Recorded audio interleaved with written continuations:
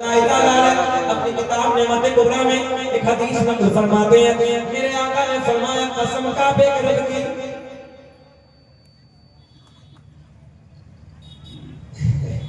भाई अगर ज्यादा तकलीफ हो तो मेरी तरफ से जा सकते हो, इजाजत है। असल में होता क्या है ना, मैं भी यही कहता हूँ कि तकरीर 11 बजे होनी चाहिए शकील अहमद रज़वी की, क्योंकि जीता जाता, मगर एक मजबूरी हमारे साथ और बनी है। अगर हम तकरीर 11 बजे करते हैं तो हमारे बाद मौलाना को तसब्बुर होता है, तो इसलिए हम लोगों ने तवक्कुल बना के रखा है, बोले मौलाना को कुर्बानी का बकरा बनाऊंगे बाद में ज़िबह किया जाएगा, तो इसलिए कोई बात नहीं है।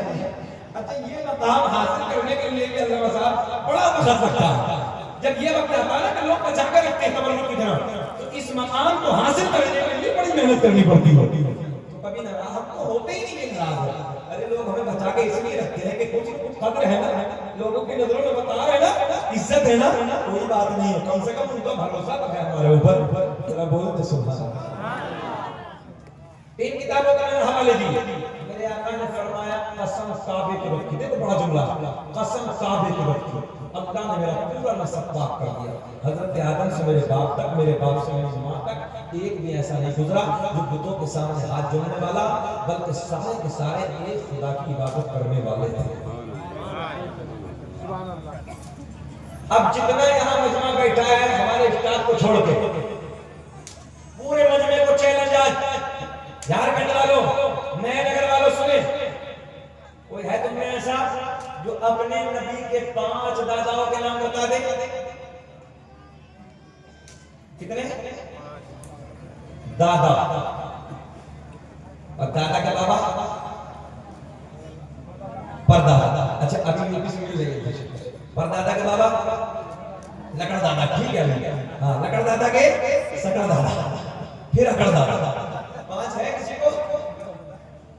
दादा, परदादा, लकड़ दादा, सकड़ दादा। ये देहाती भाषा है, देहाती दादा ऐसे बोलते हैं देहात में, दादा, परदादा, लकड़ दादा, सकड़ दादा, अकड़ दादा।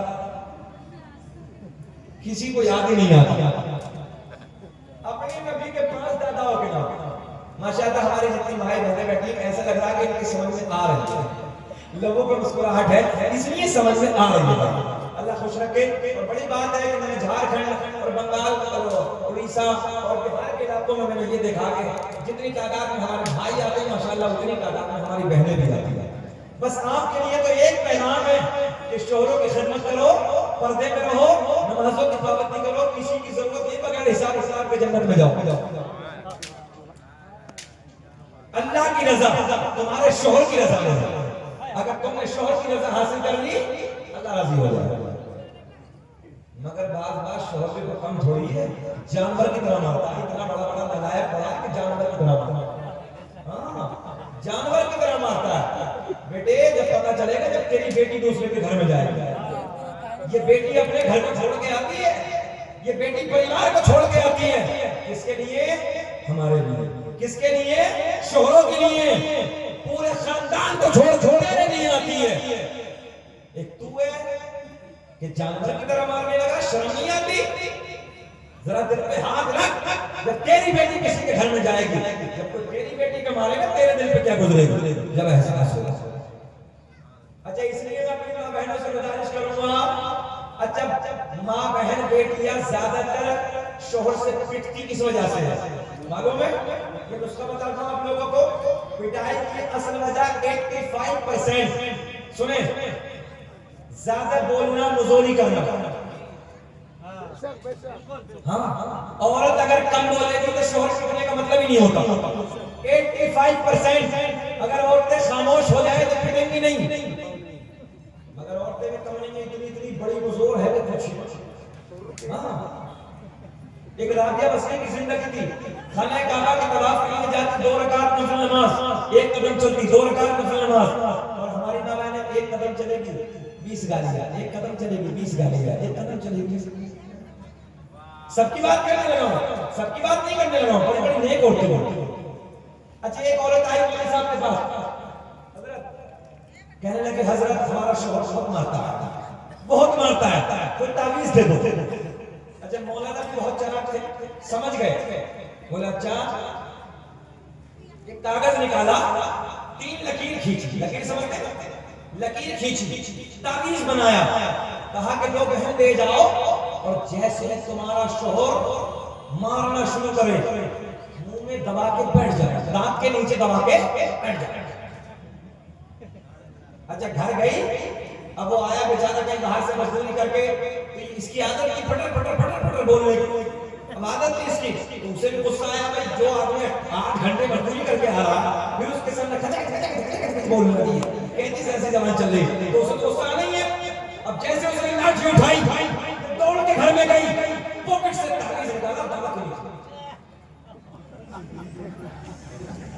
अब ना कुछ बोलेगी तो उसे भी गुस्सा आएगा, अब ये बोलने को तैयार ही नहीं है, अगर बोलेगी तो ताबीज गिरेगा, इसलिए बोलती नहीं। तो वो थोड़ी देर के बाद सुना चला गया। दूसरा दिन फिर झगड़ा शुरू हुआ, फिर पॉकेट फिर डाल के नीचे, कुछ नहीं बोलती। तीसरा दिन, चौथा दिन, 5वां दिन, 8 दिन हो गए। 8 दिन के बाद एक बड़े मीठे का डिब्बा, कुछ पैसे इनाम में, मौलाना साहब के पास बोले हजरत बहुत अच्छा ताबीज दिया है, ये आपके लिए इनाम है। दिल में मौलाना साहब बोले कम मस्त अगर ज़बान को पहले काबू में कर लिया होता तो ताबीज की जरूरत ही न थी। तो इसलिए मैं बहनों से भी गुजारिश करूंगा, मुजोरी नहीं करनी है। अच्छा, मेरे आका ने मेराज की शब औरतों को जहन्नम में ज्यादा देखा, किस वजह से? बेपर्दा रहने की वजह से, शोहरों की नाफरमानी की वजह से और चुगलखोरी की वजह से। औरत के अंदर 3 फितरत होती है, शोहरों की नाफरमानी, बेपर्दगी और पेट में दर्द होता ही रहेगा जब तक महल्ले में कोई बात मिल जाए, पूरे महल्ले में ना हो जाए। चुगलखोरी की आदत सबकी नहीं करने लगा, बड़ी बड़ी नेक औरतें भी, तो इसलिए चुगलखोरी नहीं करनी है। अगर औरत से ये कहा जाए कि फला के घर ऐसा ऐसा मामला हो गया, किसी से बताना मत, बस इतना कह दो जब तक पेट में दर्द रहेगा, जब तक पूरे महल्ले में ना कहे, तो अल्लाह रहम फरमाए। बहरहाल मैंने औरतों को समझाने की चंद बातें कही, कोशिश करें कि पर्दे में रहें, कोशिश करें कि शोहरों की फरमाबरदारी करें, कोशिश करें कि चुगली ना करें, चुगलखोरी बहुत बड़ा गुनाह है। अब हाथ उठाकर बोले क्या रसूल अल्लाह, दुनिया का पहला इंसान